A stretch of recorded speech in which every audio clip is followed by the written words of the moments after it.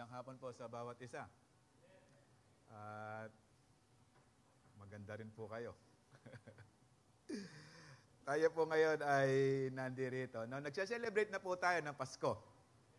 At masaya po tayo dahil may Pasko. Sino po dito yung nalulungkot na malapit ng Pasko? Palagi ko wala naman nalulungkot. No? May dahilan po bakit po tayo nagse-celebrate ng ating Pasko. Kaya nga po ang tema natin po for the whole December is celebrate Christmas, o celebrate Jesus, celebrate Christmas. So without Jesus, walang Christmas.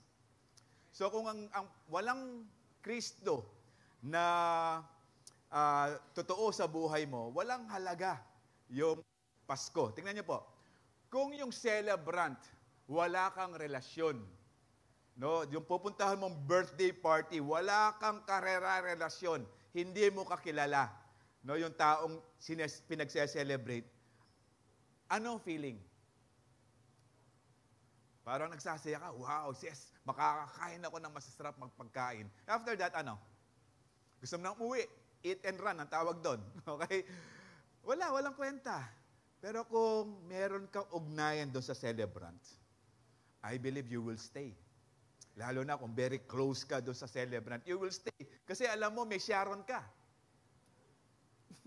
Alam mo, no? Hindi lang, kasi kapag close ka, no, yung ni-isdama ka, no, ng host o no celebrant, tapos VIP ang touring sa'yo kapag close kayo.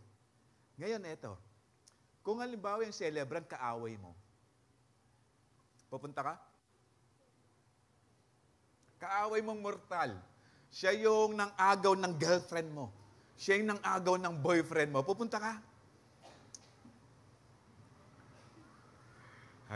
Pupunta ako. Papakita ako na okay na ako. Hallelujah. Kaya nga, ito, without Jesus in our life, walang kwenta yung celebration ng Christmas. Nagkaroon lang ng value kasi bago lang yung damit mo, bago lang yung sapatos mo, bago yung bonus mo. Okay? Meron kang something na pwedeng pagmalaki. Meron kang handa. Pero, kapatid, ang Pasko, celebration ng Pasko, hindi nakasalalay sa handa. Nakasalalay yan sa ating Panginoon na celebrant na ating pinaglilingkuran, no, na ating pinagse-celebrate. Although hindi ito yung bagay na kapanganakan, no, kasi sinasabi nila, hindi naman talaga yan yung kapanganakan ng ating Panginoon. Totoo po yan, hindi po talaga yan ang day, ng exact day na isinilang ang ating Panginoon. Pero ito, yung December 25, nagka-agree ang buong mundo para ipag-celebrate yung dating, yung kapanganakan ng Panginoon. Yung ibig sabihin, yung ipag-celebrate siya sa ganitong araw para alalahanin na nagkaroon na tayo ng pag-asa. Hallelujah! Nagkaroon na tayo ng posible na mabuhay na sa buhay na walang hanggan with God. Kaya tayo nagse-celebrate, kaya nga importante yung celebration na to because Christmas is a day na inaalala natin na meron tayong magandang balita na natanggap. Okay? Kaya nga, last Sunday, pinag-usapan natin yung spirit of forgiveness. No, as we celebrate Christmas, hindi lang po sa Christmas lang nagpapatawad. Pagdating ng December 26, mag-aaway na naman. Hindi po ganon. Ibig sabihin po, dahil po ang Diyos ay nag-provide na ng forgiveness sa ating lahat nung siya po ay dumating dito sa lupa. Kung siya ay nagpatawad, kumusta po tayo? Mas pa ba tayo sa ating Diyos na siya ay nagpatawad? Tapos yung taong iniwan ka lang, hindi mo mapatawad, niloko ka lang, hindi mo mapatawad. Si Lord, it cost His life. Ikaw nasaktan ka lang. The reason why we forgive, hindi dahil sa maling bagay na ginawa ng tao sa atin. Dahil tayo nasaktan. Yun sa damdamin, kaya tayo humingi ng tawad o nagpapatawad para nire-release na natin yung tao at tayo rin nire-release na natin na sarili natin, kaya tayo nagpapatawad. Amen? So, hindi po nagkataon na tayo po ay binigyan ng pag-aaral last Sunday patungkol sa pagpapatawad. Ngayon po, pag-uusapan po natin yung spirit of joy. Okay? Sabihin niyo po, joy. Kaya nga sabi, joy to the world. Ba't ganito yung salamin ko? Pwedeng pakilinis. Medyo blurred. Pirated po kasi, hindi original. Okay. So it's about Christmas, no? Actually po, sabi ng Romans 10, while we were still sinners, kaya nga may joy tayo. While we are still sinners, no? Or enemies of God, we were reconciled to Him through the death of His Son. How much more, having been reconciled, shall we be saved through His life? Okay? This is the reason na kung bakit po tayo nagse-celebrate. Because of the reconciliation that we have from God. No, siya yung nag-offer. Tinanggap lang po natin. Ito kagandahan ng Panginoon. While we were God's enemies, kaaway pa tayo ng Panginoon, pero nag-offer na po siya sa atin. No? At kaya nga rin po nagagalak tayo dahil nagkaroon na tayo ng buhay. No, as we have this relationship with God, nagkaroon na tayo ng buhay sa ating Panginoon. Thank you. Sabi po ng Romans 6:23. Oh, pares lang. Sa ilaw siguro. Okay? Romans 6:23, sabi ng Romans 6:23, no? For the wages of sin. Pag sinabi, lahat ng tinrabaho mo, lahat ng ginagawa po natin, it costs death. But the gift of God is eternal life. Hallelujah. Kaya nga po nagse-celebrate tayo ng Pasko. Dahil meron tayo yung tinanggap na gift of eternal life. No, sabi ng Romans 6:23. Sabi rin ng John 1:29. No, nung dumadaan ng ating Panginoon na nakita ni John the Beloved, John the Baptist, sabi ni John the Baptist, look, the Lamb of God who will save the world. The Lamb of God. Okay? Who takes away the sin of the world. Kaya nga, we have this joy. Kaya nga natutuwa tayo kasi nga po nagkaroon na reconciliation. Nagkaroon na tayo ng magandang ugnayan sa ating Diyos. Because of Christmas. Not only Christmas, of course, dun sa death ng ating Panginoon. Pero ito, ibig sabihin, totoo yung pangarap ng Panginoon, o yung pangako ng Panginoon in Isaiah, unto us a son is born, a child is born, a son is given. Okay? So, pinulfill lang ng Panginoon yung kanyang pangako na darating yung Messiah, hindi bilang sundalo na kaagad, hindi kaagad warrior, kundi magmimustulang bata, baby. Hallelujah. Ibig sabihin po nito, sa ating kaligtasan natin, it took God to humble Himself para lang i-offer yung salvation sa atin. Tingnan nyo, ang Diyos mismo, nagpakumbaba sa atin para lang abutin tayo at maligtas sa tiyak na kapahamakan. Naisip mo ba yung kalalagayan mo kung wala kang ugnayan sa Diyos? What if walang Christmas? Anong meron tayo? Hopeless tayo sa buhay. Dahil mamamatay tayong mapapahamak. Kaya nga tayo nagsa-celebrate ng Pasko dahil meron tayong pag-asa na pinrovidean ng Panginoon. Yung handog sumapat sa panuntunan ng ating Panginoon. Yung handog. Kasi in the Old Testament, naghahandog po sila ng mga tupa, mga kambing. Pero inuulit po yan yearly. Pero itong hinandog sa atin ng Panginoon, yung gift na binigay sa atin ng Panginoon, sumapat doon sa standard ng Diyos. Kaya po tayo napatawad na sa ating mga kasalanan.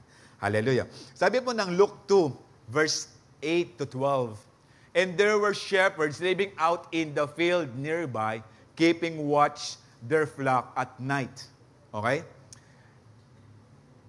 And an angel of the Lord appeared to them, and the glory of the Lord shone around them, and they were terrified. Bago po natin discuss ito, let's pray. Father, we ask you, Lord, to guide us and be with us, Lord, sa aming gagawin. Allow us, Panginoon, na hindi lamang kami matuto, kundi, Lord, ma-enjoy po namin what is inside of Christmas. Ma-enjoy din po namin, lalong-lalo na yung nandirito, Panginoon, na something, Lord, they have sadness, Lord, in their lips, in their eyes. But as I pray, Lord, as they listen to your word, Lord, magkakaroon po sila ng pag-asa. Lord, you are true to your word. Dalangin ko, O Diyos, na maging seryoso po kami sa aming paglilingkod sa iyo as we listen to your word, na kami makasunod, Panginoon, na kami, Panginoon, ay maging kaaya-ayang samyo din as we worship you, Lord, in this place. As we shout, hallelujah. Nawa, Panginoon, ang buhay namin ay patuloy na magiging magandang, masarap na samyo sa iyong harapan, na kami, Panginoon, ay kinalulugdan mo. As we are hearing your word, Lord, allow us, Lord, to enjoy your presence in this place. Thank you, Father. This we ask. In Jesus' name, amen. Tingnan niyo po. There were shepherds living out in the fields nearby. Kapag po ikaw ay pastol during that time, hindi ka tanggap. Kumbaga, ito yung pinakamababang uri ng trabaho during that time. No, kasi po yung mga Israelites, mga shepherds and mga farmers yan. Itong mga shepherds na to, they are actually outcast in the society. Wala po silang pwedeng ipagmalaki. Actually po, hindi po sila credible na mag-testify sa court. No? At hindi rin po sila welcome sa synagogue, yung mga shepherds. At hindi po sila pinaniniwalaan sa kanilang mga sinasabi. Ito yung mga, kaya nga kung nanliligaw sa anak mong babae ay shepherd, medyo, anak, hanap ka ng iba. Okay? Ganon yun during that time. Pero ito, nasa labas sila, keeping watch over their flocks at night. Kasi nga, during that time, yung mga Hudyo, bumalik po, nagkaroon po kasi ng census. No, nagbigay po ang Roman government, lahat po ng taga-Jerusalem o sa Judea, kailangan bumalik para magkaroon ng census, doon magpatala. Parang yung boboto ka, kung saan ka pinanganak, no, doon ka magpaparegister, parang ganun po. Nais ni Emperor na magkaroon ng national census. Lahat po ng hinahawakan niya. So, ang mga magulang po ni Jesus in the flesh ay pumunta po sa Jerusalem. So, dahil po maraming mga tao during that time, nagkulang po yung mga nila, yung mga bahay nila, ibinigay po yung mga koral ng kanilang mga tupa. Na ito po yung paglalagakan nila. So, nandun po sina Mary and Joseph. Doon po pinanganak. Kaya nga po, nasa labas po yung mga tupa. Okay? Pero itong kagandahan, itong mga shepherd na to, ang binabantayan, yung mga tupang inahandog sa templo. Pero yung nagbabantay, they are not welcome in the temple. Pero may magandang balita dito. An angel of the Lord appeared to them, and the glory of the Lord shone around them, and they were terrified. Although, alisin muna natin yung they were terrified. Yung pong makasilayan mo, yung glory ng Panginoon, makakita ka ng angel. Kasi po yung angel, kaya kasama niya yung glory ng Panginoon, dala niya yung mabuting balita. Nagdadala siya ng magandang balita. Kaya nga kapatid, totoo sinasabi ng Matthew 28:20, that if we spread the good news, if we make disciples into all nations, tama yung pangako po ng Panginoon that He will be with us. Kaya this angel, the glory of the Lord shone around them. Nandun yung glory ng Panginoon. Nandun yung liwanag ng Panginoon. Nagliwanag na hindi ma-describe. Hindi liwanag ng ilaw. Kakaibang ilaw. Kaya nga, the glory of the Lord. And then they were terrified. Bakit sila terrified? Kasi nakita nila heavenly being. No? Alam nila galing sa langit. At sila hindi welcome sa synagogue. Outcast sila. Kaya nga natakot sila. Akala nila judgment day. Okay? Kasi hindi for the first time silang nakakita ng angel. So akala nila judgment day na. Pero may magandang balita, no? Although sabi ng angel sa verse 10, but the angel said to them, do not be afraid. Kasi po kapag tatanggap ka ng mabuting balita, kasi I bring you good news that will cause great joy for all the people, walang good news kapag may takot. Okay? The word is terrified, yung una, sa verse 9, terrified. Dito medyo lumambot, afraid. Pag sinabing terrified, talagang galgal ka na. Okay? Nginig ka na to the bones. Pero yung afraid, medyo kontrolado mo pa yan. Okay? So sabi ng angel, do not be afraid. I bring you good news that will cause great joy. Hindi lang siya joy na panglinis. Hindi lang siya basta joy. Okay? It's a great joy. Joy that cannot be described. Okay? Yung joy na hindi siya ordinaryo. Okay? Tapos ito, today, pag sinabing today ngayon, naganap na. Okay? Yung sinasabing, unto us a son, a child is born. Naganap na. Today, in the town of David, a Savior has been born. Nangyari na. Okay. Hindi sila welcome sa synagogue, pero welcome sila sa presence ni Lord. Hindi sila tinatanggap ng mga high priest, ng mga Sanhedrin, ng mga tao, iniilagan ng mga tao, inaayawan ng tao, pero kinalugdan ng Panginoon. Tinanggap ng Diyos. Why? Kasi meron po silang pusong mapagpakumbaba. Kasi wala po sila pwede pagmalaki. Hallelujah. Then, a Savior has been born. He is the Messiah, the Lord. Okay? Yung long-awaited Messiah nila, kasi pinangako po ito in the Old Testament for about 700 years. Dumating na. Ito na, binabalita na ng angel. Take note, sila yung kauna-una nakarinig ng magandang balita. Hallelujah. Kaya nga si Lord, hindi siya after dun sa educational attainment. Hindi siya after kung maganda ka, o gwapo ka, matangkad ka. After siya sa puso mo, kapatid. Alam niya yung mga shepherd na to, outcast, they were actually broken. No? Kaya nga ang Pasko ay para sa lahat. Masaya ka man o hindi. Hallelujah. Busted ka man o hindi. Ang Pasko ay para sa ating lahat. No? Ibig sabihin, lahat ng tao ay nais ng Panginoon na mag-celebrate. Okay? Tapos ito yung verse 12. In verse 12, this will be a sign to you. Pag sinabing sign, hindi yan yung ordinaryo. Kaya nga binigyan sila ng sign dahil nais din ng angel na makita yung newborn Savior. Okay? Kasi bakit binigyan ng sign kung hindi rin ng nais na makita? Ito, hindi lang narinig yung balita, na-experience yung balita. Sana shepherd na lang ako noon. Ay, you know the good news? The spirit of joy. Okay? So this will be a sign. Kasi gusto ng angel na makita nila. Hindi lang marinig, makita nila. Okay? Yung katotohanan. Kasi nagbigay po ng sign, no? Yung sign, ibig sabihin po yung sign, it's a confirmation.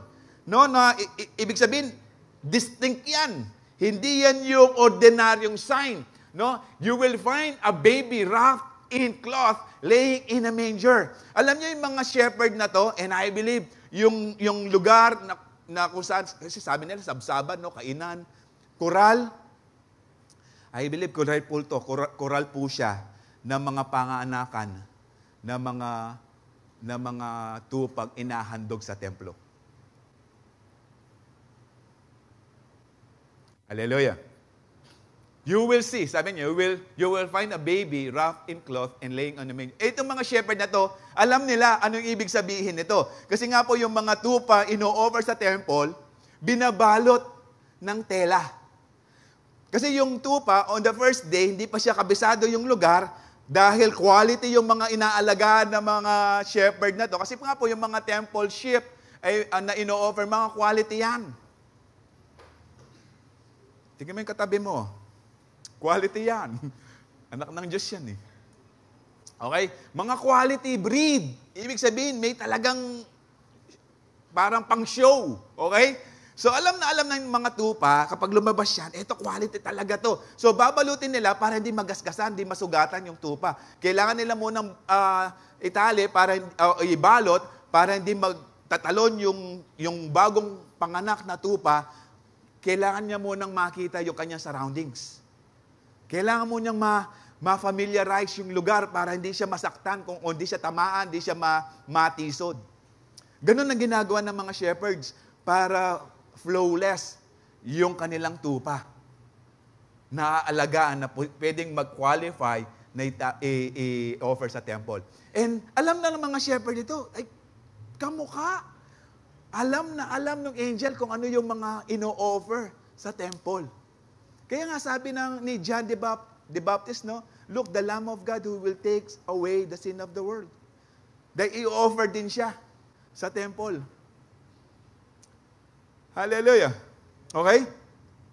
Then, kapag sinabing this will be a sign, meaning, they were the special or VIP guest. Di ba kapag nanganak yung kapitbahay mo, tapos pupunta ka sa hospital, titingnan mo kayong anak, you feel kasi pinabalita sa'yo, pinarating sa'yo na nanganak na siya, at kapag titingnan mo siya, you feel blessed kasi nakita mo yung anak ng kapitbahay mo o yung kaibigan mo. Okay? Ganon din ng mga shepherds na to. No? They were joy. They have this great joy upon seeing this baby Jesus. Normally, yung litratong o yung drawing na may Belen, may shepherd, tapos may tatlong itlog. Ay, ang tawag doon, tatlong hari. Okay, mali yun. Kasi yung tatlong hari, hindi naman sila tatlo. There were wise men. There are about 50 and above na number ng tao. Pero dumating po sila, mga 2 years old and under ng ating Panginoon. Wala na po sila sa first night nung pinanganak ang ating Panginoon. Kakandi na po tayo, ang mga present lang doon, mga shepherd. Pero, itong mga wise men na to, mayayaman mga to. Okay? Pinabalitaan din sila ng Panginoon na sinilang na ang Messiah. Kaya nga po nagpunta sila sa Jerusalem.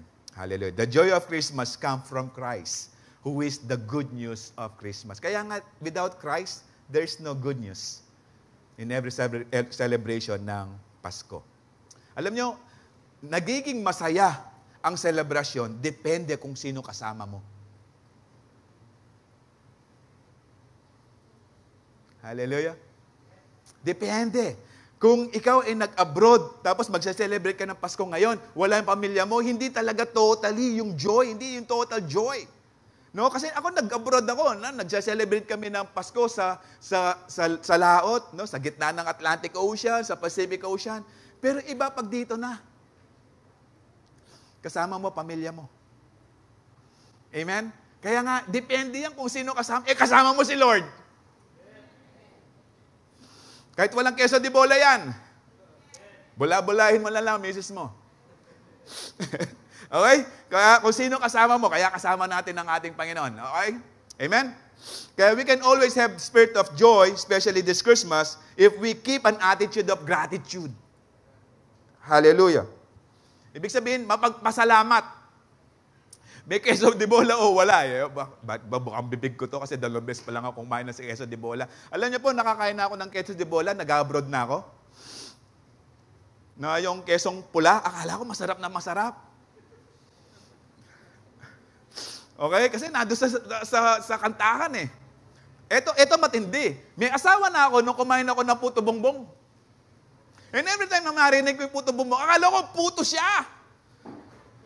Kalamay pala. Kaya nung nakita kulay violet, ito may puto bongbong, akala ko puto. Di ba? Pag puto. Di ba? May asawa na ako nung nakakain ako puto bongbong. Pero ang tagal naglilito ng mga puto bongbong. Alam mo, dinodrawing mo lang. Okay? Pero nagpasalamat ako. Nakakain ako rin ng puto bongbong. Hallelujah. Okay? Kaya nga meron tayong pagpapasalamat. No? Kasi hindi yan nakasalalay kung anong handa kapag Pasko. Nakasalalay yan sa handang puso na tumanggap sa ating Panginoon ang Pasko. Hallelujah. Amen? Kaya nga po, kailangan po nating ipakita sa ating Panginoon how we thank Him. No, sabi po ng 1 Thessalonians 5:18, be thankful in all circumstances. No, in all, lahat. Pastor, kahit na medyo masama ang sitwasyon, kahit na. Hallelujah. Kahit na. Hindi ko alam kung mga sitwasyon nyo. We need to thank Him. For what reason? For this is God's will for you who belong to Christ Jesus. Kapag kayo ay anak ng Diyos at kasama kayo sa lupon ng Panginoon, may sitwasyon man kayong hindi maganda ngayon, pasalamat ka dahil the Lord will turn it the other way around. The Lord will make those bitter things into sweet. Yung trouble mo, it will ayusin ng Panginoon. No? Ibig sabihin, kung meron tayong Diyos as we celebrate Christmas, may sitwasyon man tayong hindi maganda, kayang palitan ng Diyos ng maganda. Kayang baliktarin ng Panginoon into joy. Kaya nga, we can celebrate Christmas with great joy dahil nga ang ating Panginoon ay kaya niyang, from your bitter experiences, gawin niyang maganda. Hallelujah. Amen? Kasi nga po, ang mga Kristiyano, nagpapasalamat po yan. Kasi may kasanggan na po tayo. Kapag ikaw, kapatid, may sitwasyon ka, hindi ka nagpasalamat ka sa ating Panginoon, ibig sabihin nun, hindi ka naniniwala sa ating Panginoon na meron siyang magagawang maganda sa hindi magandang sitwasyon mo sa buhay. Hallelujah. Iniwanan ka ng boyfriend mo? Sino yung affected kay Katniel? Okay? Yung iba, nag-fasting pa dahil pinag-pray daw, nagbagbalikan. Hindi nakasalalay yan. Okay? Iniwanan ka man ng boyfriend mo, praise God, kasi mayroong maganda ibibigay sa iyo ang Panginoon. Buti na lang nakakilala mo siya. Mas masalimot kung nag-asawa na kayo, doon ka iwanan. Hallelujah.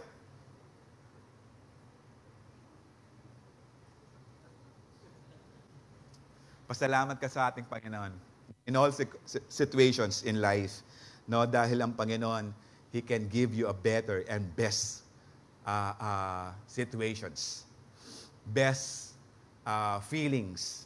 Best, tawag nito? Yung best na, yung magandang kalalagayan.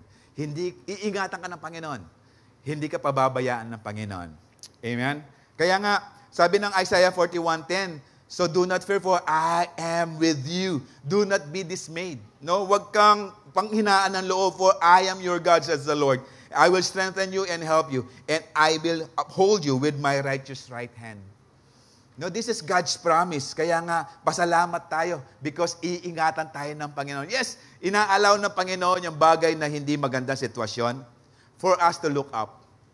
Madalas kasi, bombarded na tayo or masyado tayong attracted sa mga bagay dito sa mundo, we don't have time to look up. Pero bibigyan ka ng pagkakataon ng Panginoon para lang evaluate mo yung buhay mo that there is God still in heaven who is looking at you. No? Focus sa atin. Hallelujah. Kaya nga, we have to be very thankful. Kasi sabi po ng John 3:16 in PTP version, this is how much God loved the world. No, pag sinabing sukatan, dito mo pwedeng sukatan. He gave His one and only. Kaisa-isa. Okay? Unique Son as a gift. As a gift, hindi pinababayad. As a gift. No? Meron ka bang magandang asong, di ko pwede sabihin German Shepherd, baka kamag-anak ko yan eh. Kasi po ako'y half-half. Half German, half Shepherd. And then, kung meron ka magandang aso, parang sinasabi mong, okay, ibigay mo yan, offer mo yan. Aso lang yan, mahirap ibitawan. Lalo na yung kung ang aso mo, Shih Tzu, napaka-sweet niyan. kasi mga chihuahua ko po, ganito kalalaki, hindi magandang alagaan. Hallelujah. Okay? Kaya nga, Shih Tzu na lang. Okay. Kung may maganda kang bagay na meron sa ating Panginoon, hihingin niya sa iyo, ang hirap i-release. Pero ito, only, one and only, ni-release. As a gift pa. As a gift. As a gift. Walang hinihintay na, ikaw ba, pag nagbigay ka na regalo, yung sa akin, yung sa'yo, 5,000 yan. Yung binigay ko, 5,000. Yung sa akin. Meron bang ganon? Wais yun. Okay? Pero si Lord, ito lang. So now everyone who believes in Him will never perish but experience everlasting life. Ito, nung ibinigay niyang kanyang anak, wow, para sa atin pa. Hindi lang nag-sacrifice, kundi yung kagaganda pa ng buhay natin. No? The word is, but experience everlasting life. It's everlasting life with Him, with the Lord. Ibig sabihin, at the first day of Christmas, nung dumating ang Pasko, no, yung first Christmas, ino-over na kagad ng Panginoon, this is my son. My unique son as a gift. Hallelujah. No? Kaya nga, tayong mga naniniwala sa ating Panginoon, alam natin, di tayo mapapahamak. Lahat ng tumanggap sa atin, no, lahat ng tumanggap sa Panginoon, lahat po tayo, hindi tayo mapapahamak. Iniingatan po tayo ng Panginoon at nais na makasama ng Panginoon sa langit. Hallelujah. Kaya nga sabi ng Romans 5:8, while we are still sinners, Christ died for us. Wala pa lang tayong ginawa na mabuti, pero pinakita na ng Panginoon ang kanyang pagmamahal sa atin. Hallelujah. No, in 2 Corinthians 9, and when they pray, they will wish they could be with you. They will feel this way because of the great grace that God gave you. Ito po mga sinasabi ni Pablo dito, yung mga Jerusalem church. No, talagang nagpasalamat sila sa generosity rin ng Corinth, no, yung kumbaga kung paano sila nagpapasalamat sa pagbibigay. Kasi nga it's a joy, it's an attitude of gratitude. Nagpapasalamat sila dahil sila ay pinagpala ng Panginoon, yung pagpapala nila na ibigay din sa Jerusalem church. Okay? Tapos ito yung 15. Thanks be to God for His gift that is too wonderful to describe. Nangyari yung gift na yan, nangyari yung pagbibigay dahil tumanggap po sila ng gift from God, which is His Son. Hallelujah. Alam ko yung mga kuripot, hindi magiging generous yan without Jesus in their life. Can I hear amen? Yung ima, amen. Hallelujah. No, nangyari to dahil thanks be to God for His gift that is too wonderful to describe. Hindi lang pwedeng sapatin lang ng pera yung regalo ng Panginoon. Pero nangyari yung pagbibigay because they have this gratitude from God. Nakatanggap sila ng buhay na walang hanggan. Hallelujah. Imagine, without Jesus this Christmas, anong klaseng buhay meron tayo? Imagine there is no Christmas to celebrate. Anong klaseng Christmas meron tayo? Hallelujah. Na-imagine nyo ba na yung Pasko lang ng kainan without the celebrant? Kaya huwag kang magsa-celebrate without Jesus. Amen? Hallelujah. Hallelujah. No. And in Romans 8:32, God has proved His love.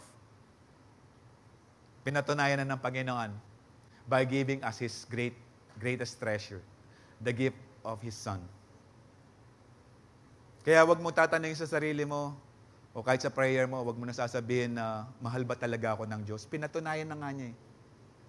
Ang tanong, napatunayan mo na ba na mahal mo ang Diyos sa buhay mo? Hallelujah. Nagbigay ka na ba ng sacrifice to show how much you love God? Di ba kapag tayo may minamahal sa buhay, nagsasakripisyo tayo?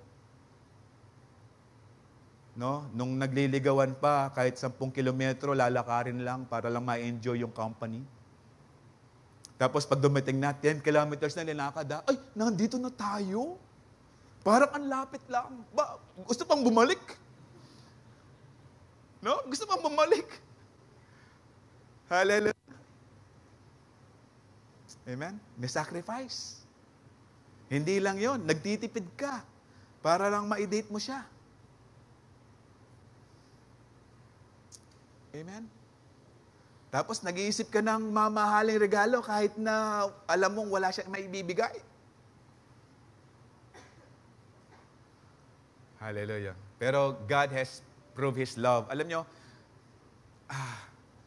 ang pagmamahal, kailangan may pagbibigay para pakita natin how much we love the person. Amen? ito pinatunayan ng Panginoon. And since God freely offered up as the sacrifice for us all, He certainly not withhold from us anything else He has to give. Alam niya, binigay niya yung pinakadakila. Pinakamahal, kumbaga. Yung malilit na halaga, pa kayang i-provide sa atin ng Panginoon dahil mahal tayo ng Panginoon. Hallelujah. Meron ba dito na anak, o yung anak nyo umiiyak, tapos sabi niya, tinanong mo, anong gusto mo? Iyak lang siya ng inak. Anong gusto mo? Chicken Joy. Hindi ba ba bibili ng Chicken Joy kung meron ka rin pera? Hallelujah. Si Lord, kung nga kaligtasan natin, binigay na ng Panginoon. Yung mga material na bagay, hindi kayang ipagkaloob sa atin ng Panginoon. Yung kaligtasan na atin, imposible sa atin na magkaroon. Pero binigay sa atin ng Panginoon para maligtas tayo. Yung bagay lang na material, sasakit ka pa loob pag yan agad biniyan ni Gino. Magtampo ka. Parang sino pinagmalakihan mo sa harapan ng Panginoon. Hallelujah. Ba't lumungkot yung iba? Pag isara nga yung gate, baka may maglayasan. Okay. Pinakita ng Panginoon. Eto.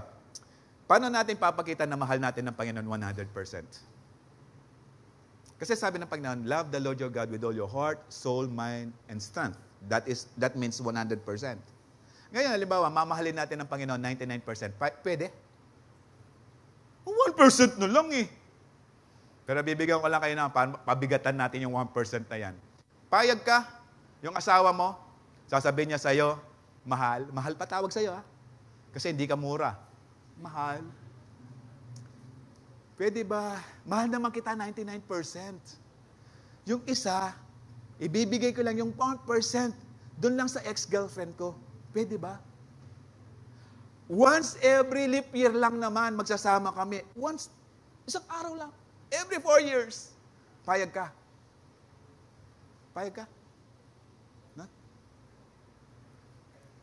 Siyempre, ayaw. Ayaw mo, di ba? Sino yung payag? Taas ang kamay. Okay? Kaya yung gusto ng Panginoon is 100%. Kasi ibinigay niya buo ang kanyang anak para sa atin. Para magkaroon tayo ng buhay na walang hanggan. Hallelujah! Okay? Kaya nga, thank God for Christmas. No? Dahil convinced tayo sa pagmamahal ng Panginoon, then thank God for Jesus. Alam niyo, if you love Jesus, sabihin niyo po, I love Jesus. Para ipakita mo na mahal mo ang ating Panginoon, kasi tayo, kapag nagmamahal tayo ng tao, love spells T-I-M-E. Tama? To love the person. To spell love is T-I-M-E. Time. Ay, ano ba yun? Ay, galing. Okay, time. Okay. But in God, to express our love to God, it spells O-B-E-Y. Alright, galing. Gagaling niyo pala sa spelling. Amen? If we want to show how much we love God, papakita natin how much we want to obey Him. Second, we can always have the spirit of joy, especially this Christmas, if we praise God by singing to Him. Jingle bell. Alam niyo? Jingle bell ba? Jingle bell? Narinig ko, jingle bell. Okay? Okay. We praise God by singing Him. No? Kaya nga ang Pasko, daming mga kanta ng Pasko. No? Alam mo, kahit yung long playing, di mo mauubos yung mga Christmas songs na ginamit. No? Lalo na yung Pasko sa Pinas. No? Sarap kantahin yan. No? Ano kasi yun? Siyeng Giaw, no? Siyeng Constantino. Ay, yan ang sumulat nun, no? Okay? So, sabi ng spinditic.com, meron silang na-discover, whenever we are singing, it boosts our immune system.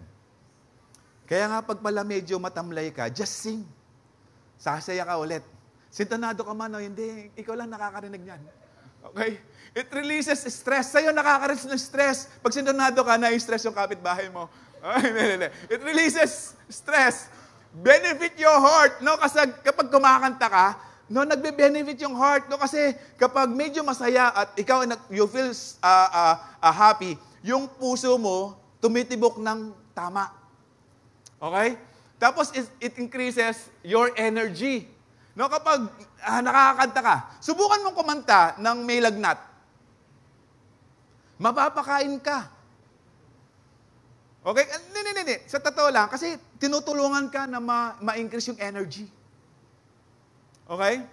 Tapos, improve your memory. Kasi, aalalahan mo yung lyrics eh. Okay? Kinakabisado mo, inaalahan mo yung lyrics na it improves your memory. Hindi lang yan. Kasi nga po, nakakaisip tayo ng maaliwalas eh. Kapag stressful, medyo limited ang memory natin, ang isipan natin. Tapos, it fosters clear thinking through correct breathing. Ibig sabihin, it encourages us para magkaroon ng correct breathing. Alam niyo yung correct breathing? Kasi pag kumakanta po tayo, hindi kagad tayo inhale ng exhale nang. No? Pag kumakanta tayo, medyo hino-hold pa natin yan. Tapos nire-release natin dahan-dahan yung oxygen, no, na intake natin, o yung carbon dioxide na ilalabas natin, no? Lalo na kung tayo po ay kumakanta, no, yung Jingle Bell, kung tuwa ka na marinig yan, o yung kantang Kill the World, alam yan? Make it a brighter day. Kill the world. Kill the world yun. Okay. Kapag kumakanta ka, lalo na kung kakantayin mo ang Panginoon. Tingnan niyo po, kapag nililid tayo ng worship team, dumating ka dito, problemado ka. Pero pag narinig mo yung worship team, pag napakanta ka na, it boosts your energy to worship God because those songs gives hope to us. Because we are singing God, not men. Kaya nga, hindi ko alam yung iba, kung magpuri, ang bigat ng kamay. No? Hindi may taas. Hallelujah. No? Hindi ko alam kung, alam nyo, sa totoo lang, hindi concerned si Lord kung butas ang kilikili mo. Ay, butas yung t-shirt mo, hindi kilikili. Or mabaho ang kilikili mo. Hindi concerned si Lord dyan. Concerned siya how sincere you are in worshiping God. Alam mo, kapatid, kung sincero ka sa pagpurit, pagsamba sa Diyos, yung pagtaas ng kamay, hindi yan issue sa'yo. Hallelujah! Kapag sold out ka to worship God, kapag ikay persuaded how good God in your life, yung pagtaas ng kamay, walang kwenta yan sa'yo. Ibig sabihin, hindi na issue yan. Hindi mo tatanungin, magtataas ba ako ng kamay? Hindi. Titingnan ko kung marami na nagtaas, tataas. Hindi na yan. Automatic na yan because you are experiencing the goodness of God in your life. Hallelujah. Kaya nga, as we sing praise to God, no? Makikita natin kung ano yung ginagawa, paano nakakakilos din ng Panginoon sa pamamagitan ng pagkanta. No? Kasi nga po, the Lord loves music. Sa langit po, may worship team doon. And whenever the angels will worship God, they express it through songs. Okay? May mga kanta. Pero tingnan po natin yung mga examples sa Old Testament, no? Si David po, nung si King Saul ay nawala na yung spirit ng Holy Spirit sa kanya, tinotorment na siya ng evil spirit. Pero pag dumating si David para mag-harp lang, tugtugan ang hari, yung demonyo lumalabas, umaalis. Hindi dahil doon sa pagtugtog, dahil doon sa puso na tumutugtog. Hallelujah. Dahil napupuri yung tumutugtog, no, sa ating Panginoon. Kaya nga yung evil spirit sa 1 Samuel 16:23, no, yung evil spirit umaalis, no, sa katawan ni King Saul. No, ganun din sa 2 Corinthians chapter 20, no, si King Jehoshaphat, may kaharap po siya na 3 bansa. Pero, ba't nagkaganon? Okay? May 3 bansang umaatake sa kanya, nagulantang si King Jehoshaphat kasi sobrang daming kalaban nila. Pero sabi ng Panginoon, huwag kang mag-alala, Jehoshaphat. Okay? Nandiyan ba yan? Para basahin natin. Okay, ako na. Hindi ko pa naman naisulat. Okay. Nandito pala. As they began to sing and praise the Lord set an ambush against the men of Ammon, Moab, and Mount Seir. So, 3 bansa ito. Sabi ng Panginoon, ang hirap mo mga worship team. Sino yung may matinong isipan, gera ang iharap worship team? Hallelujah. Kasi po sa pamamagitan ng pagsamba, sa pamamagitan ng pag-awit sa ating Panginoon, pinapakita natin na tayo po ay nagtitiwala sa Kanya. Hallelujah. Kaya ngayon, pinaharap, mga worship team, pagdating ni King Jehoshaphat sa lugar ng gera, nakita niya yung mga 3 bansang ito, patay na lahat. Kumilos ang angel ng Panginoon, yung warrior angel ng Panginoon. Tapos ito maganda, 3 days nilang hinahakot yung plunder. Yung kung anong meron, yung alahas, yung ginto ng mga sundalong nandoon, for about 3 days nilang hinahakot ang kanilang kayamanan. Hallelujah. Hallelujah. Hindi lang yan. No? You still remember Shadrach, Meshach, and Abednego nung nando sila sa pugon? Anong ginawa nila? Although according sa Daniel, they are walking, no? Nakita ni King Nebuchadnezzar na naglalakad sila. Pero hindi lang sila naglalakad. They are worshiping God. Because worship inhabits the praises, or God inhabits the praises of His people. The Lord loves to be praised by His people. No? And I believe, nung nakita ni King Nebuchadnezzar yung para tingnan yung 3, nakita niya yung 4. Dahil yung 4, they started worshiping God. They started singing. They started dancing before the presence of God. Kaya nga dumating ang presensya ng Panginoon, hindi sila nasunog. Hallelujah. You still remember sa Acts 16, si Paul and Silas, while they are worshiping the Lord. No? Kung titingnan po natin ang sitwasyon ni Paul and Silas dito, okay? While they are singing, hindi po sila nakaupo, hindi rin po sila nakatayo, hindi rin po sila nakahiga. Although nakahiga po sila, pero yung paa nila nakasabit, nakastuck. Kasi nasa maximum prison cell sila. Yung 2 ito, wala namang ginawang heinous crime. Ang crime lang nila is to spread the gospel, to share the word of God. Pero itong 2 ito, nasa maximum prison cell, yung paa nila nakastuck, nakataas ang paa. Yung likod lang ang nandun, nakasayad sa lupa. Para hindi sila makagalaw ng husto. But still, kahit ang comfortable yung position nila, they sing. They worship God by singing hymns to God, and the other prisoners were listening to them. Suddenly, there was such a violent earthquake that the foundation of the prison were shaken. And once all the prison's door flew open and everyone's chains came loose. Alam nyo, when we start worshiping God, lahat ng sagabal, lahat ng nagiging problema mo, tatabi lahat yan for the glory of God. Hallelujah. No, hindi hahayaan ng Panginoon na hihinto ka sa pagpurit, pagsamba. No, sabi ng Psalms 105, sing to Him, sing praise to Him, tell all His wonderful acts. The reason why we are singing Him, we praise Him so that we can tell how good God is. No, sabi rin ng 13, glory in His holy name, let the hearts of those who seek the Lord rejoice. No, by singing Him, by worshiping Him, pinapakita natin that we are rejoicing, we are happy to have God in our life. Pero hindi ko lang alam, iba, kapag kumakanta na, hayaan mo lang. Malate kasi praise and worship pa lang eh. Doon sa message lang tayo. O kaya after offering. Kapatid, after offering, doxology na. Hallelujah! No, kaya nga kapag ikaw'y masaya, hindi problema. Sino dito yung masaya pero kuripot? Kapatid, walang masayang kuripot. Lahat ng masaya, generous yan. Amen? Kaya nga kapag tayo po may pusong sumasamba sa ating Panginoon, madali yan. Kasi alam natin, hindi tayo pababayaan ng Panginoon. Hallelujah! Amen? Okay? In Psalms 30 said, sing the praises of the Lord. You, His faithful people, praise His holy name. Ibig sabihin, yung mga faithful sa ating Panginoon, they sing praises to the Lord. Ito yung ugali natin. We sing praise God. We sing the glory, we worship God. No tayo mga faithful. In Psalms 96 said, sing to the Lord a new song.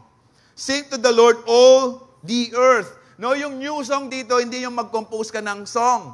Ibig sabihin, whenever you sing songs, new songs, there are new things na dapat mong ipasalamat sa ating Panginoon.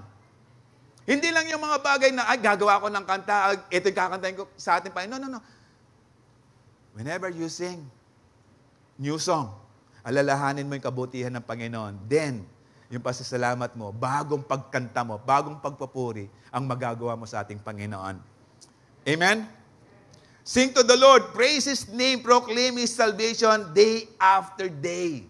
Now, whenever we worship Him, whenever we say, we praise Him, pinapahayag natin, no, sinasabi natin that we have this salvation because of Jesus. Hallelujah. At ang pagsamba, hindi lang sa gabi, hindi lang 2 o'clock. Okay? Sabi ng Psalms 113, from the rising of the sun to the place where it sets. Ibig sabihin, sa umaga pa lang, magpuri na tayo hanggang sa paglubog ng araw. Although kinanta yan sa Tagalog. Alam niyo yung kantang yan?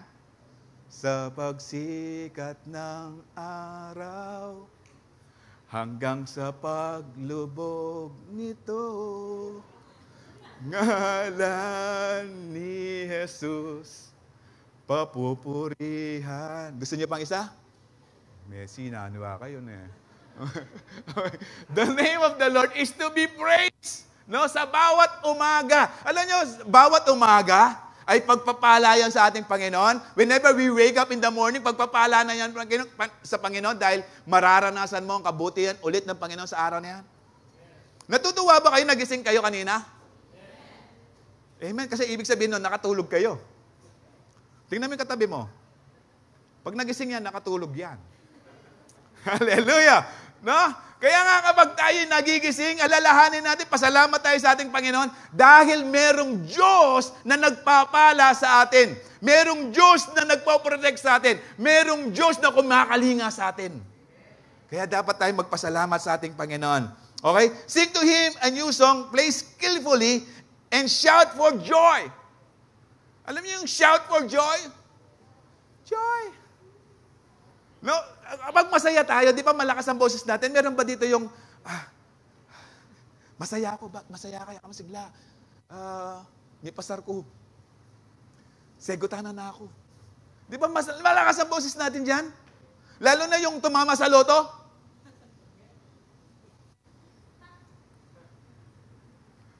Hallelujah! Okay? Sing to Him a new song, play skillfully. Ibig sabihin kapag nagbibigay ka na, no, ibig sabihin, gusto mong tumugtog, gusto mong kumanta, hindi ordinaryong tao. Hindi ordinaryong tao ang pinaglilingkuran natin, binibigyan natin papuri. Kapag nagpuri tayo sa ating Panginoon, ibigay na natin pinakamainam mula sa atin. Hallelujah. All out! Shout for joy! No, sabi ni Garami, gusto ko na sumayaw eh. Okay? Shout for joy! Okay? In Psalms 47 verse 1 said, clap your hands all people. Yung iba, bakit ba kayo pumapalakpak? Alam nyo, pag celebration, may palakpakan. Pag nanalo yung Warriors, Menyang Butla. Aping paborito kong team yan eh. Menyang Butla. Is that a celebration? Hallelujah! Kaya nga, we clap our hands dahil masaya tayo. Nagpupuri sa tunay na Diyos. Amen. At alam natin sa langit, masaya din sila doon, nagpabalakpakan dahil sumasabay sila sa pagpuri at pagsamba natin dito sa lugar na to. Amen.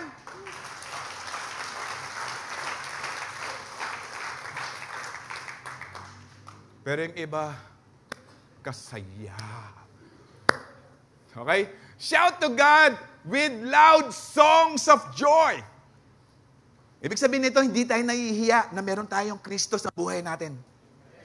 At Christmas, hindi rin tayo nahihiya na nag-celebrate tayo because of Jesus, not because of the food, not because we have a handa, merong queso de bola, may spaghetti. Imagine niyo, Christmas Day, walang spaghetti. Anong amen? Imagine nyo. Okay? Pero ito, imaginein mo, Pasko, pero walang nangyaring kapanganakan ng ating Panginoon.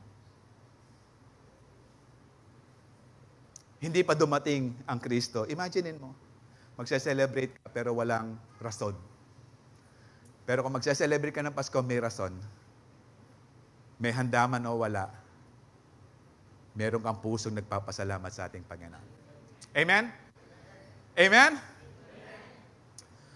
Kaya nyo bang sumigaw na hallelujah kay Lord? Sige, tayo tayong lahat, tayo. Pinagawa din ito ni Pastor Manny kagabi. Hallelujah. Tapos sigaw tayo ng hallelujah. 1, sigaw sigaw. Okay, 1, 2, 3. Hallelujah!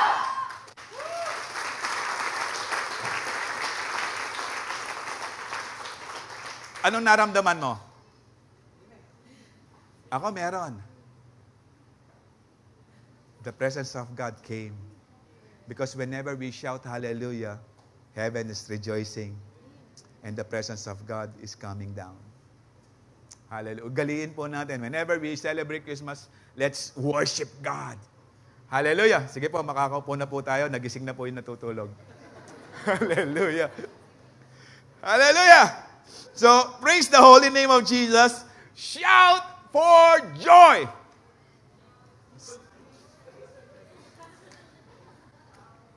Hallelujah. Third, we can always have the spirit of joy, especially this Christmas, if we magnify Jesus every day. Sabihin niyo po, every day. Oh, Pastor, every day, ha? Wala sa gabi yan. No, pag sinabing every day, 24/7 yan. Amen. Mga piloso ka pa, pang umaga lang pala, hapon na ngayon. Okay. It's every day. Ibig sabihin, we magnify Him. Walang dahilan para hindi mo ma-magnify ang Panginoon sa buhay mo. Okay? Walang dahilan. Ibig sabihin, kapag minagnify mo ang Panginoon sa buhay mo, nakafocus ka lang sa Kanya. Hallelujah. Anong dahilan bakit mo ima-magnify isang bagay? Kaya mo minagnify isang bagay kasi gusto mo pag-aralan lahat siya. Gusto mo siyang makita. Nakakita na kayo ng kuto sa microscope? Kuto. Gaganon-ganon. Nakakita na kayo? Kasi nung bata ako, kuto yung pinapakita sa microscope sa mga museum. Lalo na sa mga exhibit. No, kuto. Hindi ko alam kung kanino yon. No? Kasi para makita mo ng lahat ng features niya. Kaya kapag minagnify mo ang Panginoon everyday, ang makikita mo lang si Lord. Yung features ni Lord. Yung bagay na gagawin pa ni Lord sa buhay mo. Hindi yung mga problema mo. Pero kapag inalis mo na yung focus mo kay Lord, yun makikita mo na yung mga problema. Hallelujah. No, kaya si Lord, napakalaki ni Lord, di ba? Tama? Maliit lang ba ang Panginoon? Kapag maliit lang ang tingin mo sa ating Panginoon, ibig sabihin nakikita mo ang mga problema mo. Pero pag si Lord pinalaki mo na sa buhay mo, hindi mo makikita ang problema mo, kapatid. Ang makikita mo ang ating Panginoon na nandun every time na kailangan mo siya. Hallelujah. No? Kaya nga, palakihin natin ang ating Panginoon sa buhay natin. No? Kaso nga lang, ito. Ang problema, ganito. Kapag hindi na-magnify si Jesus sa buhay natin, gumagawa tayo ng ibang Kristo. Pag yung panalangin natin, di sinugot ng Panginoon, sinasabi natin, ay, hindi totoo siya. Hindi siya totoo. O, gumagawa tayong ibang Kristo. Kapag hindi tayo napagbigyan, ay, nakalambat ko na mag-pray, totoo yan. Kapag hindi mo nakakuha yung gusto mo sa ating Panginoon, ang sasabihin mo, ay, totoo. O, gumagawa ka ng ibang Kristo. Meron ba bang ibang Kristo? Pero kapag binagnify mo ang Panginoon sa buhay mo, makikita mo ang kagandahan ng Panginoon. Hindi yung mga kagandahan na binibigay ng mundo.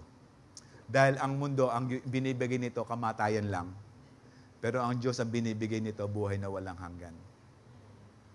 Hallelujah. Sino dito yung mahilig sa crispy pata?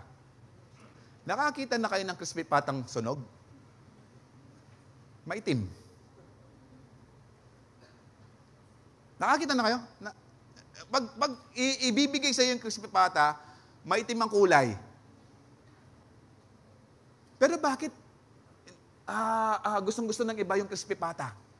Kasi sa labas pa lang, kita na yung pagka golden brown ang balat. Tapos medyo pumuputok yung balat.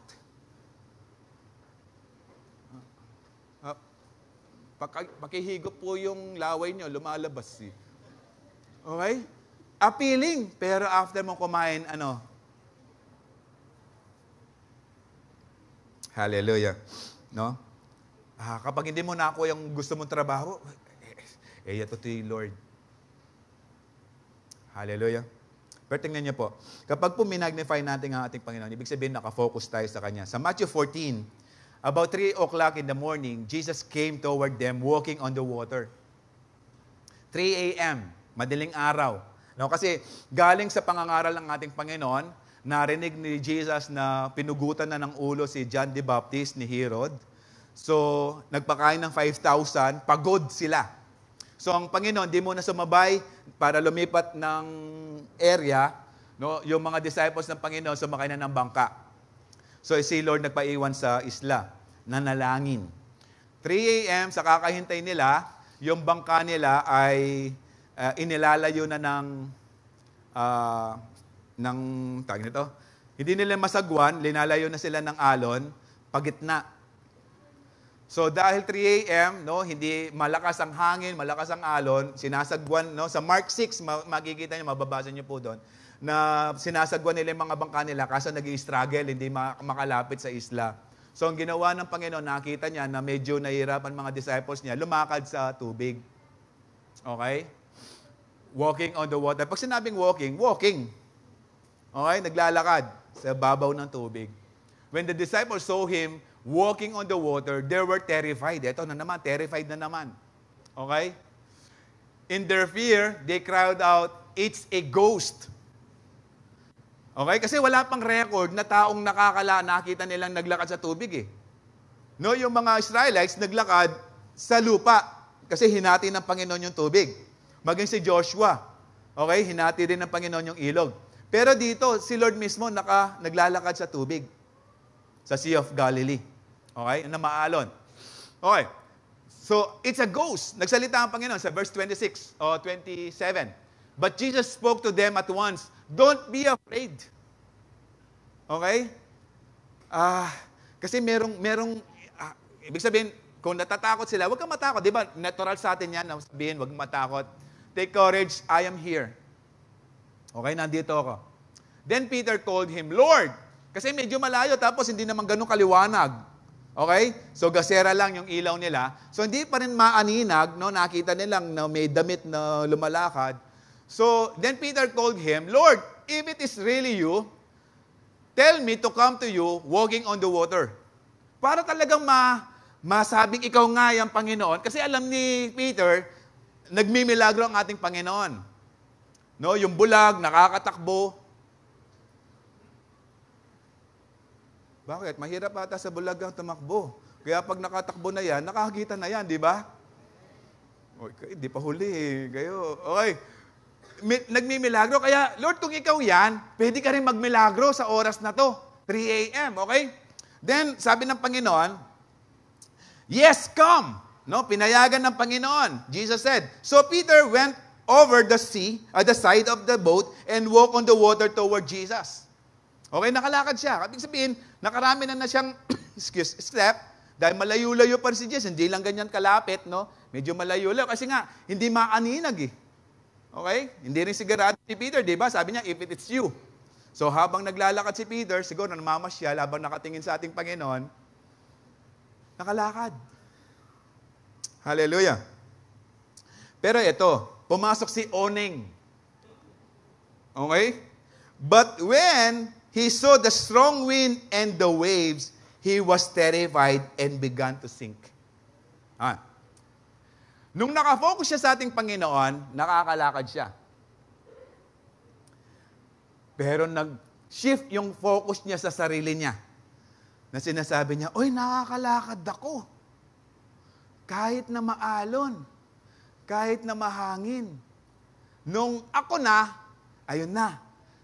He was terrified and began to sink. Okay? To sink. Si Peter's Fisherman yan, hindi yan natatakot. Lumangoy.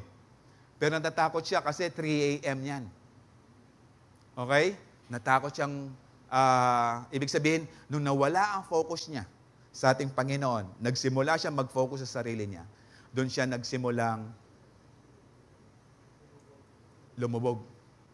Okay? Tapos ito naman kagandahan kay Lord. He's ready at wants to help. Save me, Lord, he shouted. No? Sa mga sitwasyon natin, kung nawala man tayo sa focus ng ating Panginoon, huwag kayong hihinto. Sigaw lang tayo sa ating Panginoon. Amen? Kasi kailangan yung faith maging buo. Pag may faith na buo, kayang kumilos ng Panginoon. Yung imposible, nagiging posible. Pero kapag walang faith, tinatalo. Ibig sabihin, nawawalang pag-asa kapag walang faith. Sinisira ng fear o ng takot yung faith. Kaya nga, kahit anong sitwasyon natin, huwag nating bitawan ang ating pananampalataya. Sigaw lang tayo sa ating Panginoon.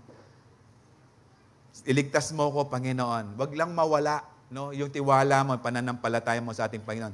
Jesus immediately reached out and grabbed him. Sabi ng Panginoon, you have so little faith. Jesus said, why did you doubt me? Why did you doubt me? Kaya nga yung doubt, nakakasira ng pagkilos ng Diyos sa buhay natin. Hallelujah. Yung doubt. So when they climbed back to the boat, the wind stopped. Ito lang, pagkasama mo si Jesus sa buhay mo, kapag nakakapit ka na kay Jesus, lahat ng nagiging problema mo, ihinto yan. And that's a promise sa ating Panginoon. Amen?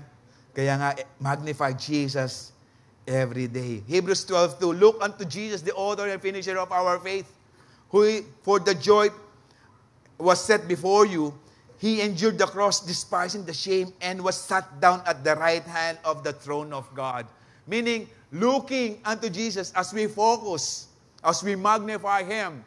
The author, ibig sabihin, ito yung nagsimula ng ating pananampalataya. Ito rin ang magtatapo sa ating pananampalataya. Meaning, sabi ng Philippians 1:6, He who began good work in you will carry it on to completion. Tatapusin ng Panginoon yan. Amen. And for the joy, ano yung for the joy? Bakit sa kabila ng kanyang paghihirap sa krus, pero nandun yung joy? Yung end result ng kanyang gagawin, may joy. Nakikita niya maraming maliligtas. Makikita niya after the agony, after the cross, maraming makakaligtas, maraming mapupunta ng langit, makakasama niya sa langit. Who for the joy, no, set before him, endured the cross. Hallelujah. Hallelujah. Kaya nga wag nating iwanan, no? In 2 Corinthians 4:18, so fix your eyes not on what is seen, but on what is unseen. But on what is unseen. For what is seen is temporary, but what is unseen is eternal. Hallelujah. Paano tayo magpo-focus? To fix our eyes on Jesus? Through reading His Word. Through having the promises of God. Then, hindi pa natin nakikita, pero siguradong mangyayari yan. Amen? So, we have to fix our eyes on Jesus. In Romans 8:5, those who live according to the flesh have their mindset on what is flesh desires. But those who live according to the Spirit have their minds set on what the Spirit desires. Okay? May mga dinidesire tayo. Pero kung yung fleshly desires, it will lead us to death. Pero kapag dinesire natin for the glory of God, meaning we will have life. Tuloy natin. In verse 6, the mind governed by the flesh is death. Ito ang tanong, bakit po tayo nagdi-desire na magkaroon ng bagong sasakyan? Kasi kailangan may bagong sasakyan habang malakas ako. Kasi darating yung point na sandali, tanggap natin mamamatay tayo. Bakit yung iba nagmamadali na mag-asawa? Dati dinidesire tall, dark, and handsome. Ba't ngayon, basta handsome na lang? Tapos yung iba ngayon, Basta lalaki na lang. Bakit? Kasi nga pumapasok tayo, baka mamatay akong walang asawa. Hallelujah. Pero that is not the case. Yung case is, the mind governed by the Spirit is life and peace. No, yung bagay na in-enjoy mo ngayon, kapatid, kung hindi man yan yung dinidesire ng puso mo, pero i-desire mo yung desire ng Diyos sa buhay mo, you will have life and peace. Ba't ganyan tingin niyo sa akin? Kasi ang katotohanan may kamatayan. And people want to enjoy life habang malakas sila. Pero sana i-enjoy natin ang buhay natin habang malakas tayo with God. Paggamit tayo kay Lord. Amen. Para masabi natin, marinig natin kay Lord, well done, my good and faithful servant. Amen. Hallelujah. The mind governed by the flesh is hostile. Ibig sabihin, against, no? Sa Diyos, it doesn't submit to God's law, nor can it do so. No? Kaya nga, kailangan natin turuan. Kailangan natin i-discipline yung spirit natin. Maging yung flesh natin na sumunod sa spirit, sa salita ng ating Panginoon para magpatuloy tayong nag-enjoy, especially this Christmas. No, mag-enjoy tayo in celebrating this Christmas because God is being magnified in our life. No, in Isaiah 26:3, so you keep him in perfect peace. Ibig sabihin nito, perfect peace is shalom, shalom, whose mind is stayed on you because he trusts in you. Excuse. Kapag tayo po ay nagpapatuloy sa paglilingkod sa ating Panginoon, meaning pinagkakatiwalaan natin si Lord. At kapag pinagkakatiwalaan natin si Lord, ang pangako ng Panginoon, perfect peace. Hallelujah. Ibig sabihin buo. Ibig sabihin yan, walang labis, walang kulang. No matter how strong and big your trials in life, maybe, God is always bigger and more powerful. Hallelujah. Hindi lang yan. Don't tell God how big your problems are. But tell your problems how big and powerful God is. Hallelujah. Hallelujah. Hallelujah. Hallelujah. Kaya nga, celebrate Christmas with the spirit of joy. No? Para mangyari yan, keep an attitude of gratitude. Praise God by singing to Him and magnify Jesus every day. And 1 Thessalonians 5 said, rejoice always. Always. Not December 25, it's always. Pray without ceasing because God listens. In everything, give thanks for this is the will of God in Christ Jesus our Lord. Pag sinabing this is God's will, may sitwasyon ka man na mahirap, na hindi maganda, but this is God's will. Alam ng Panginoon ang gagawin niya at alam niya ang bagay na makakabuti sa iyo. Kaya nga, it can turn yung sitwasyon mo into good pag pinagkatiwalaan natin ang ating Panginoon. Kaya nga whenever we always rejoice, we pray, ibig sabihin po niyan, sa mga sitwasyon ng buhay man natin, nasa mababa ka man ngayon, kaya kang iangat ng Diyos. Sinasabi mo lang, walang pag-asa yan. Pero pag nagtiwala ka kay Lord, ang pag-asa umaapaw. Huwag mo sabihin ng Diyos walang magagawa. He's so powerful na ibigay nga niyang kaligtasan. Yung mga bagay na hindi ni-desire mo, hindi niya maibigay. Yung kaligtasan nga, imposible sa atin na ibigay ng Panginoon. How much mo yung maliit na bagay na lang yan. Hallelujah. But learn to worship God. Learn to celebrate with spirit of joy. Type mo lahat ito mayo. As we always be thankful to God, praise Jesus and glorify Him every day to experience the blessing of God. This is God's promise. Hayaan natin ang Diyos kumilos sa buhay po natin. Hindi lang minsan, kundi sa bawat araw. Kaya nga sa atin ng Panginoon, rejoice always and pray without ceasing. Hallelujah. Habang pong ginagay